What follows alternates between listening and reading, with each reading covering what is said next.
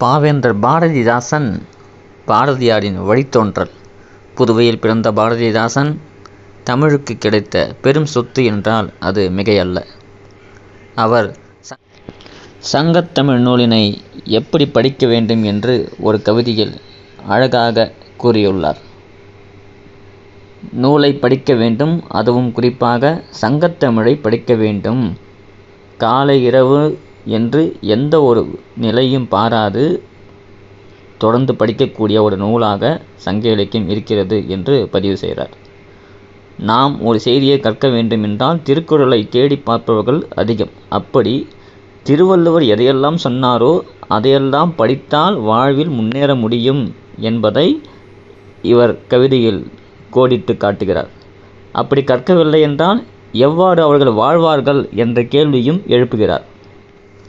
அறத்தை படிக்க வேண்டும், பொருளை படிக்க வேண்டும், இன்பத்தை படிக்க வேண்டும், அத்தோடு வீடு பேறு என்கிற நிலையினையும் மக்கள் அடைய வேண்டும் என்பதை இந்த கவிதையின் வலியுறுத்துகிறார்.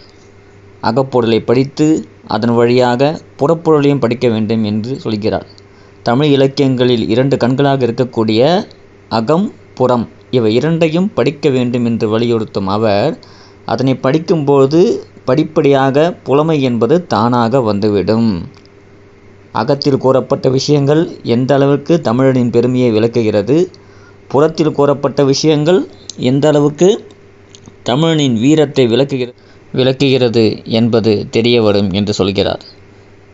சாதியால் பிளவுபட்டுள்ள இந்த சமூகம் சீர்மை அடைய வேண்டுமென்றால் அதில் இருக்கக்கூடிய நன்மை தீமைகளை அறிந்து அதன் வழியாக செயல்பட வேண்டும். அப்போதுதான் நமக்கு ஏற்படுகின்ற தீமைகளிலிருந்து நம்மை காப்பாற்றிக் கொள்ள முடியும் என்று அறிவுறுத்துகிறார். பொய்யும் களவும் நிறைந்திருக்கக்கூடிய இந்த உலகில் அனைவரும் எல்லா நூல்களையும் கற்க வேண்டும் என்பதே இவரது எண்ணம். தொடங்கும் போது எந்த ஒரு செயலாக இருந்தாலும் வருத்தம் ஏற்படும். அதனை கடந்து தொடர்ந்து படிக்கும்போது சான்றோர்கள் சொன்ன மிகப்பெரிய இன்பங்கள் நம் வாழ்வில் காத்திருக்கிறது என்று பாரதிதாசன் இந்த கவிதையை புலப்படுத்துகிறார்.